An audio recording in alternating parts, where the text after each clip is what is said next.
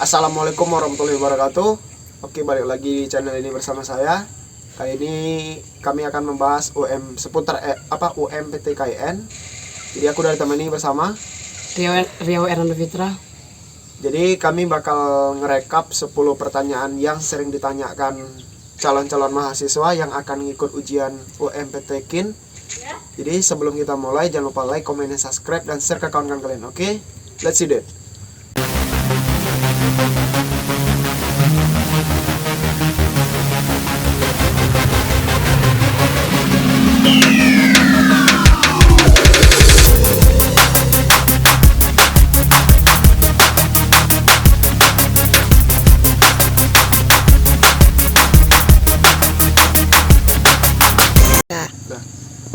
Jadi banyak juga yang komen di YouTube aku dan sama juga WA yang nanya tentang kayak mana sih tentang simulasi UMPTKIN ini, karena kan banyak kali problemnya gitu kan, dari yang nggak bisa ikut simulasinya sampai yang gagal install aplikasinya. Jadi banyaklah problemnya, dan aku udah ngerekap 10 pertanyaan yang paling sering ditanya orang-orang ini. Nah, jadi kalian simak videonya, semoga ini dapat menjawab pertanyaan kalian. Oke, langsung aja kita mulai. Jadi bang, pertanyaan pertama, simulasi UMPTKIN wajib ikut apa enggak? Atau boleh nggak ikut? Nah, itu banyak juga yang nanya kan, boleh ikut nggak gitu. Jadi aku cuma bisa bilang sih, seharusnya kalian ikut gitu. Karena kan ini tujuannya untuk mempermudah nanti ketika kalian ujian gitu. Jadi aku sarankan ikut, walaupun misalnya kalian nggak ikut nggak ada masalah. Yang penting kalian udah paham nanti. Kalau misalnya udah ujian utama, kalian paham cara loading, cara login, dan cara menjawabnya gitu ya. Jadi aku sarankan ikut aja. Tapi kalau memang kendala banyak hal kalian nggak bisa ikut, ya nggak apa-apa. Oke ya.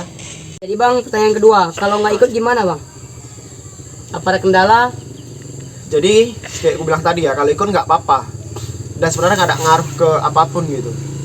Karena kan mungkin ada kendala kita di sinyal gitu, atau di perangkat kita. Jadi kalau misalnya nggak ikut kayak mana dampaknya gitu, nggak ada masalah gitu.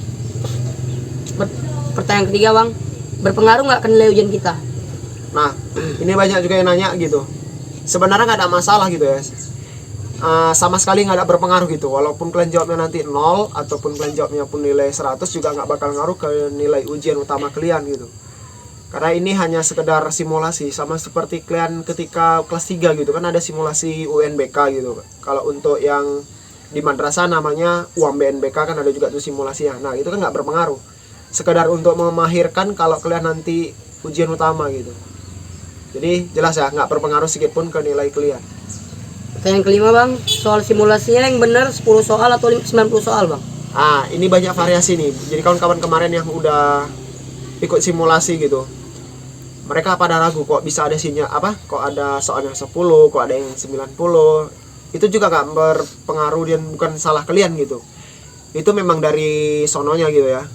Memang ada yang 10 dan ada yang 90. Jadi kalian lahap aja gitu kalau memang soal kalian segitu. Jadi nggak usah heran kok ada 10 atau 90. Itu memang variasi dari pihak UMPTKIN aja gitu. Oke ya. Pertanyaan keenam bang, kan udah ada jadwal baru untuk simulasinya. Nah, itu yang udah ikut sebelumnya apa harus tetap ikut atau boleh enggak? Ini juga kan. Jadi kan di hari pertama tuh ada yang berhasil ikut, ada juga yang enggak. Bahkan sampai hari kedua dan ketiga tuh masih juga ada yang problem, bisa ikut ada enggak. Jadi aku sarankan yang udah berhasil ikut dan udah ujian, ikut aja lagi gitu. Karena semakin banyak kalian ikut simulasinya semakin bagus, karena semakin memahirkan. Jadi nggak ada ceritanya, aku udah ikut capek kali ini, ikut aja lagi, aku sarankan. Jadi buat kawan-kawan yang udah berhasil ikut aja lagi. Jadi kan lebih prepare bahasanya, lebih siap untuk tahu bentuk soalnya nanti. Jadi sebenarnya malah menguntungkan kalian gitu yang berhasil. Jadi aku sarankan ya ikut aja, nggak ada ruginya kok. Oke? Pertanyaan ketujuh bang, kalau di jadwal itu ada sesi 1 sampai 3 2 hari simulasinya. Nah, gitu gimana bang? Kalau misalnya kalian nengok di jadwal terbaru tuh kan ada di tanggal 27 dan 28 kalau nggak salah tuh, sesi 1 sampai 3 tuh 2 hari dia. Nah, ini kemungkinan menurut aku itu kan di hari itu untuk sesi 1 sama 3 tuh kan hari pertama kali simulasi. Itu kan banyak kendala tuh. Ibaratnya mereka yang pertama kali ikut simulasi di hari pertama kan banyak kendala. Nah, jadi kemungkinan dari pihak UMTK memberikan kelonggaran bagi peserta sesi 1 dan ketiga tuh untuk ikut di hari pertama atau hari kedua. Jadi ibaratnya lebih memudahkan lah untuk mereka yang udah ikut simulasi di sesi 1 dan ketiga. Jadi bukan berarti harus ikut sekali, 2 kali pun kalau ikut gak ada masalah juga gitu. Kalau mau ikut sekali juga nggak apa-apa di hari pertama. Jadi jelas lah gitu. Pertanyaan ke-8 Bang, pakaiannya apa memang harus sesuai yang ditentukan apa boleh bebas? Inilah banyak yang bandel kali ini yang masih nanya, Bang pakaiannya kayak mana sih? Padahal kalau kalian nengok di kartu ujian kalian itu udah jelas itu ya, pakaiannya tuh untuk bagian atas itu baju gitu ya, baju itu warna polos dan bawahnya itu celana atau rok bagian perempuan tuh warna gelap. Jadi kita ya simpel aja macam biasa gitu, kalian buat aja pakaian kalian itu hitam putih.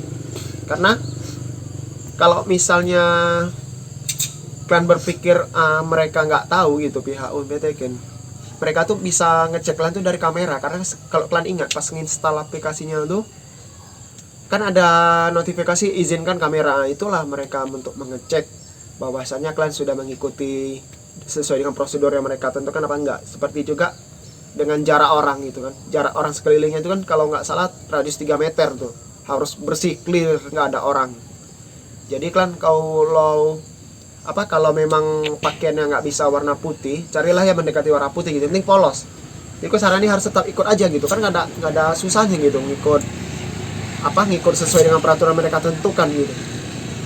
Karena nanti pengaruh juga ke attitude lah bahasa, ke sopan santun ya. Jadi kalian ikut aja gitu, walaupun nggak ada mereka secara langsung, tapi secara virtual mereka bisa ngecek apa yang kalian buat gitu, apa yang kalian pakai gitu. Nanti juga bakal kasih contohnya bagaimana yang benar dalam merekam wajah gitu ya. Oke ya, jelas ya.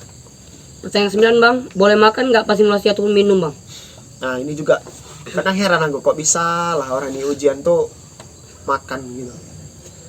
Ya kok ini kan udah jelas juga tuh di peraturan di tata tertibnya ya, makan, ngerokok atau semacamnya lah nggak boleh gitu. Jadi kalian harus ikut aja yang udah ditentuin mereka itu. Jadi nggak boleh makan, nggak boleh ngerokok, apalagi buka baju gitu.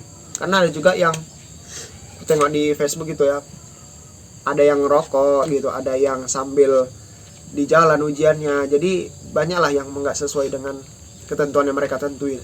Jadi ikut aja yang udah ditentukan ya. Pertanyaan ke-10 Bang, ujiannya memang harus di rumah atau di kampus atau di mana boleh Bang? Ini juga masih simpang siur banyak, karena di kartu ujian tuh kalau kalian tengok di situ kan ada ruang dan sesi ya. Kalau nggak salah ruangnya itu nama kampus yang terdekat dengan kalian. Tapi di sini juga kita mengharuskan menggunakan online. Nah, aku nggak bisa bilang pasti gitu. Tapi kalau nengok dari kartu ujian atau tata tertibnya itu kita diharuskan menggunakan perangkat kita sendiri dan berada di rumah atau ya dalam lingkungan rumah lah gitu. Kalau bahasa gampangnya memang di rumah lah.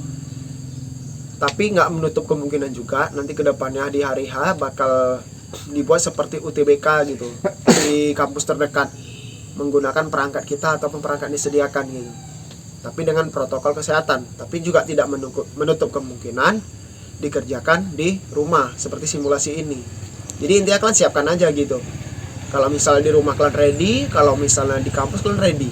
Yang penting perangkat kalian oke dan sinyal kalian oke, dan kalian mengikuti peraturan yang sudah ditetapkan mereka. Jadi untuk saat ini aku belum bisa pastikan gitu. Namun gambarannya ya memang di rumah sih. Oke ya. Jadi udah habis nih, nggak ada lagi nanya. Udah Bang, jarang kepikiran lagi. Nah, jadi sekian ya. Kalau misalnya masih ada yang kurang jelas, kalian bisa tanyakan di kolom komentar. Jadi good luck buat kalian yang ikut ujian.